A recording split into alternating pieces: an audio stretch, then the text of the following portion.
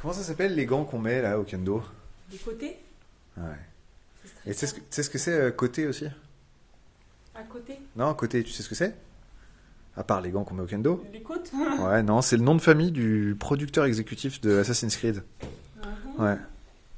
Et tu sais comment on le sait? Parce que on va essayer de lui montrer la vidéo. Hein? Parce qu'on connaît quelqu'un qui le connaît, qui a dit bah, je vais lui envoyer. Non. Bon, bienvenue à tous et toutes pour commencer.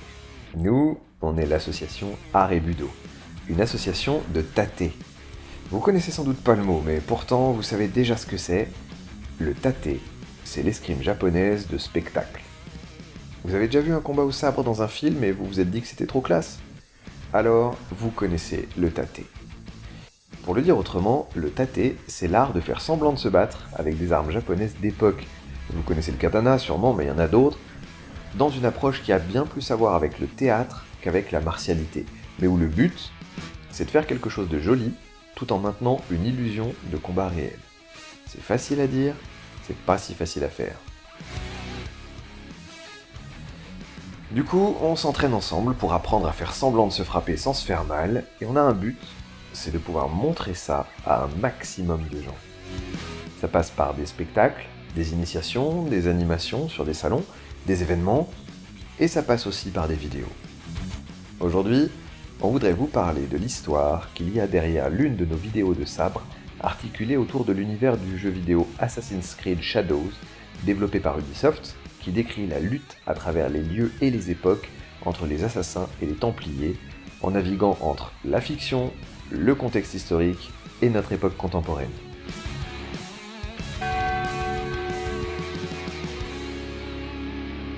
Comme dans toutes les belles histoires, c'est parti de rien. À part notre maître Mathieu Barachin, qui fait ça depuis 30 ans et qui a fondé l'association Art et Budo, on est tous de parfaits débutants. Et on a rejoint, pour ne pas dire découvert, cet art depuis 6 mois à peine, quand Mathieu s'est installé dans la région et qu'il a commencé à agiter des sabres en bois dans des espaces publics pour attirer des fondus comme nous. Mais, débutant ou pas, on s'est vite pris au jeu. On a vite compris l'intérêt que ça avait de jouer au samouraï et le plaisir que ça nous procurait. Mais surtout, on a vu à quel point ça pouvait avoir de la gueule aux yeux d'un public. Et comme le but, c'est de montrer, on s'est habitué à imaginer des chorégraphies en tenant compte de l'œil d'un public ou d'une caméra. Ouais mais voilà, à part nous, qui sommes de grands enfants et qui adorons ça, qui est à la fois assez geek et attiré par la culture japonaise pour s'intéresser à ce qu'on fait dans notre région? Certes magnifique, mais plutôt réputé pour la chartreuse, les noix et le Saint-Marcelin, que pour ses dojos et ses forgerons. Alors, on a regardé... Bon, en fait, ok, on connaissait déjà par cœur le calendrier des sorties culturelles en lien avec notre activité. Et il y en a une qui nous a sauté aux yeux. Assassin's Creed Shadows. Si vous regardez cette vidéo, vous savez déjà ce que c'est. C'est un méga jeu, descendant d'une licence culte qui a connu un succès monumental depuis 20 ans. Et ouais, hein, le premier jeu est sorti en 2004, l'air de rien. Et il se trouve que quand on s'est posé la question en février 2025 de ce qu'on pouvait faire comme vidéo, on a réalisé qu'Assassin's Creed Shadows, le dernier du nom et qui se passe dans l'univers médiéval japonais, sortait le 20 mars. On aurait été idiot de pas essayer de surfer sur cette idée. Il fallait qu'on le fasse. Sauf qu'on a tous une vie, des familles, des jobs. On s'entraîne depuis 6 mois à peine et franchement, 1 mois pour faire une vidéo sur un jeu pas encore sorti, c'est chaud. Mais vous savez quoi? Eh ben c'est encore plus marrant comme ça. On a commencé par imaginer ce qu'on pouvait faire en un temps si court. Ça nous laissait quoi? Au maximum 3 séances d'entraînement pour imaginer une chorégraphie qui rentre bien et qui soit techniquement à notre portée? Difficile. Difficile, mais pas impossible. Si personne ne se blessait d'ici là, il y avait moyen de faire quelque chose. Ensuite, il nous fallait des costumes. On sait bien qu'il y a des cosplays d'Assassin's Creed un peu partout, mais dans un style japonais. Et même là, il faut encore les trouver ces costumes, et les faire arriver jusqu'à nous, en espérant qu'ils soient de la bonne taille, qu'on puisse bouger avec, et puis qu'on ne nous en veuille pas trop si on les déglinguait un peu pendant le tournage. Donc le plus simple, c'était encore de les faire nous-mêmes. On a fait les fonds de tiroir, on a cherché tout ce qu'on pouvait récupérer, et on a réalisé qu'on avait peut-être de quoi en faire un pour l'assassin. Pour le Templier, qui représente l'ordre établi, l'institution et tout, c'était plus dur. Il aurait fallu une armure, un costume de samouraï rigoureux, bien d'époque et tout, impossible dans un délai si court. Alors, on a trouvé une parade. On allait mettre en scène notre histoire dans le monde contemporain. Et ouais, Assassin's Creed passe son temps à faire des allers-retours entre l'époque du jeu et notre propre temporalité. Et vu que les assassins et les templiers n'ont toujours pas réglé leurs petits soucis et qu'ils continuent à se traquer mutuellement de nos jours, si on en croit le lore de cet univers, il suffisait après tout de faire un templier moderne. En cachant un peu la misère par un tournage astucieux et de préférence un peu sombre, ça devait pouvoir marcher. Ensuite, il fallait un lieu. Et puisqu'on n'avait pas de temple japonais d'époque sous la main, on s'est dit que là aussi, on allait moderniser le truc et le situer dans un lieu contemporain. Mais vous en connaissez beaucoup, vous? Des lieux qui pourraient coller près de Voiron, qui est une charmante bourgade située en Isère, nichée au cœur des montagnes, à la croisée des mondes entre tradition et modernité, mais qui n'a rien à voir avec le sujet. Nous, pas tellement. Sauf qu'il y a eu une petite actualité. Il y a une vieille usine, énorme, qui est à l'abandon depuis des décennies dans la zone industrielle de Pavio, en bas de la ville. Et on en a pris conscience quand on a lu dans la presse locale que justement, cette usine, elle allait être détruite, pour faire place à des constructions modernes, et qu'on savait pas encore vraiment quand, mais que c'était quand même à peu près pour maintenant. Deuxième chrono enclenché. Non seulement il fallait livrer la vidéo avant la sortie du jeu, mais maintenant, il fallait aussi pouvoir la tourner avant que l'usine se fasse raser. On a exploré un peu les lieux, et on a vu que ça pouvait peut-être marcher. Bon, on n'y voyait rien, il faudrait choisir un endroit sans graffiti, et peut-être zigzaguer un peu entre les mecs du paintball, les squatteurs et les vigiles, mais là au moins, on pouvait se battre au katana sans risquer de finir en garde à vue. En tout cas, si on faisait vite. Donc, il n'y avait plus qu'à. On avait les costumes, on avait le lieu, et on pouvait monter une chorégraphie. Donc en avant, c'est parti, ça joue. Mathieu a cousu les pièces du costume de l'assassin pour réaliser un kataginu, une espèce de veste à épaulettes qui se porte par-dessus le kimono. Sauf qu'il lui a ajouté la capuche iconique avec d'oiseaux des assassins. Si on l'écoute, un vrai couturier lui aurait probablement fait bouffer, mais pour un tournage, c'était pas important, ça marcherait très bien. En parallèle, on a vidé nos greniers et commandé 2 ou 3 accessoires sur des sites de brocante qui pourraient apporter des détails aux costumes des 2 personnages. Et puis surtout, on a défini ce qu'on voulait filmer. Un templier qui rentre dans l'usine, qui visiblement cherche un truc qu'il finit par trouver, mais qui en fait était attendu par un assassin qui compte bien lui faire la peau. Et comme on voulait un combat réaliste et qu'il fallait donc pas durer 2 heures, et puis de toute façon on n'avait pas le temps pour préparer un combat qui dure 2 heures, il fallait meubler, avec plein de plans jolis sur les mains, les visages, les pieds et tout.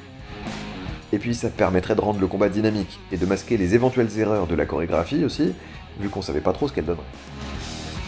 Du coup, on a imaginé que les mouvements des pieds des combattants pourraient soulever de la poussière et dessiner le logo d'Assassin's Creed. Ah, et puis on pourrait faire la mise à mort là, qu'on voit à chaque fois qu'on tue un boss dans le jeu, ce serait classe.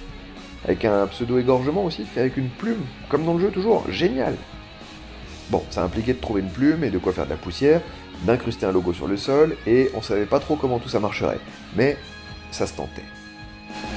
Et pour finir, comme dans tout projet de groupe, il restait le facteur humain. Il fallait qu'on trouve un cadreur compétent, parce qu'on aurait besoin de plusieurs angles de vue, et puis surtout une date pour faire le tournage qui se déroule avant que l'usine ne soit rasée, et qui nous laisse assez de temps pour faire le montage et les effets spéciaux avant le 20 mars. Figurez-vous qu'on l'a trouvé, et que c'était le 18 mars. Honnêtement, en la verrouillant, on s'est dit qu'on n'arriverait jamais à être prêt à temps, mais tant pis. Au moins, on allait pouvoir le faire.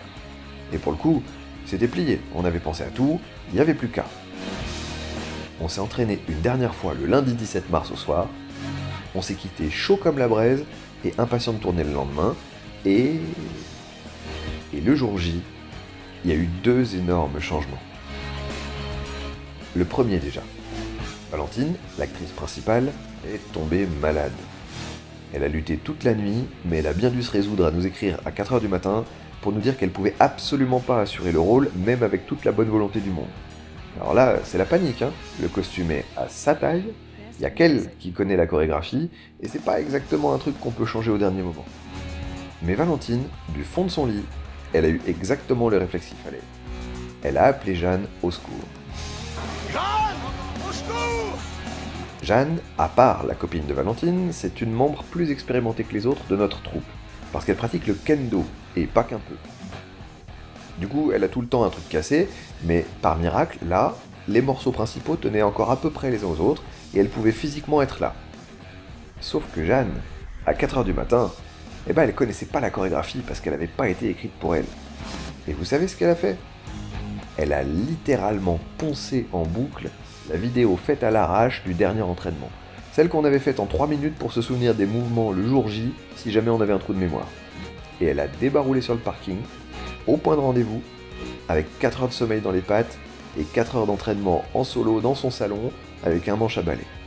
Et elle a juste décidé que ça allait marcher. Mais je vous ai dit qu'il y avait 2 changements. Le deuxième, c'est qu'à l'instant même où on partait du parking tous les 4, c'est-à-dire 2 acteurs, un cadreur qui sait ce qu'il fait et un cadreur qui en a aucune idée mais qui va essayer quand même, il y a une fenêtre qui s'est ouverte à côté de nous. Et le directeur de la Maison des Cultures du Monde, qui nous loue notre salle d'entraînement, qui est apparu pour nous demander ce qu'on foutait là et nous proposer un café. Franchement, on n'avait pas le temps, et on n'était pas là pour ça. Mais bon, honnêtement, un café, ça se refuse pas déjà, et encore moins au mec qui nous permet de nous entraîner tous les lundis. Donc on a pris ce café avec lui. Mais vu notre équipement, il était obligé de nous demander pourquoi on était là sur son parking. Et on était bien obligé, nous aussi, de lui dire qu'on voulait tourner un truc. En costume de samouraï, ouais. Dans une usine abandonnée, ouais, derrière chez lui. Et où on n'avait évidemment pas le droit d'être, hein, c'est pas exactement un parc municipal le truc. Sauf qu'il a même pas levé un sourcil, le gars.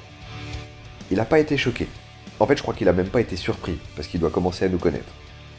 Et qu'au lieu de ça, il nous a pas dit « Non les gars, vous pouvez vraiment pas faire ça, c'est dangereux, et puis c'est interdit accessoirement. » Non, il nous a proposé un trousseau de clés. Un trousseau de clés d'un autre local qui appartient à la Maison des Cultures du Monde. Ce local, c'est une ancienne église abandonnée. Là, je vous avoue qu'on a un peu bloqué. Parce qu'une église abandonnée, dans laquelle on peut tourner, sans risquer de se faire arrêter, et pour une histoire qui commence avec un templier, c'était compliqué de trouver mieux que ça, en fait. Et en plus, il y a de l'électricité dedans. Et ça nous a permis de courir chercher une machine à fumer, puisqu'on pourrait la brancher, et de donner un effet super à l'ambiance. Donc on y est allé, et on a été scotché. Parce qu'on s'attendait pas à avoir une chance pareille, et un cadre aussi cool. Et ça a permis 2-3 trucs qui étaient pas vraiment prévus, ou en tout cas pas pleinement. Il y avait assez de hauteur pour faire voler un drone, il y avait une lumière de dingue à travers les vitraux, et il y avait surtout une énorme inscription littéralement gravée dans le marbre qui allait peut-être donner un peu de cachet à notre scène de mise à mort. Requiescant in pace. Donc on a exploré les lieux, on a mis de la fumée partout, et on a fait voler le drone en s'exclamant que « Waouh, c'était trop cool !» On aurait dit des gosses de 4 ans dans une piscine à balles, rien que pour. Et les lieux ont inspiré Yannick, notre cadreur, qui a suggéré des scènes trop classe. La main là, pour suggérer une menace, avec le confessionnal, on n'y aurait jamais pensé sans lui. Le travelling arrière après la mise à mort dans un halo de lumière des vitraux, pareil. Donc on a tourné ce qu'on voulait tourner, et comme d'habitude, on n'a pas du tout fait ce qu'on avait prévu.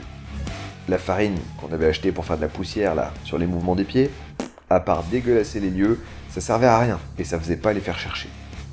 Le plan final qui révèle le logo, ça marche, mais c'est pas le plus cinématographique en fait.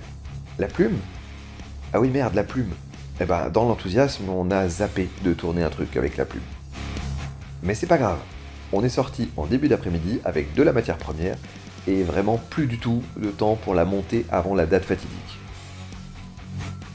Sauf qu'on est des gens plutôt têtus. Le temps de décharger les rushs de tout le monde sur des disques durs, et on est reparti chacun de notre côté avec de quoi éditer une version de la vidéo. On a récupéré des musiques du jeu, on a fait tourner l'IA musicale Suno pour essayer d'avoir une bande-son originale en lien avec l'histoire et tout, et on s'est mis au travail. C'est Mathieu qui a été le plus rapide, parce que lui, il a réussi le challenge, et il a publié une vidéo le jour même de la sortie du jeu. Et le résultat, pour nous en tout cas, il déchire. Et les versions suivantes sont sorties un poil plus tard. Alors, est-ce que je fais ça pour vous donner envie d'aller voir les autres vidéos en explorant notre chaîne YouTube, en mettant des pouces bleus partout et en vous abonnant? C'est possible. Ce sera à l'enquête de le démontrer. Mais au moment où vous regarderez cette vidéo, celle de Yannick devrait également être en ligne ou sur le point de l'être. Mais il restait quand même encore un truc à faire. Vous le voyez venir? C'était d'amener ça jusqu'à Ubisoft. Franchement, se dire que des gens qui ont bossé sur le jeu pourraient peut-être voir notre petit travail amateur qui rendait hommage à leur boulot, ce serait la consécration. Et il se trouve qu'on avait quelques contacts chez Ubisoft, dont un qui nous a ouvert la porte.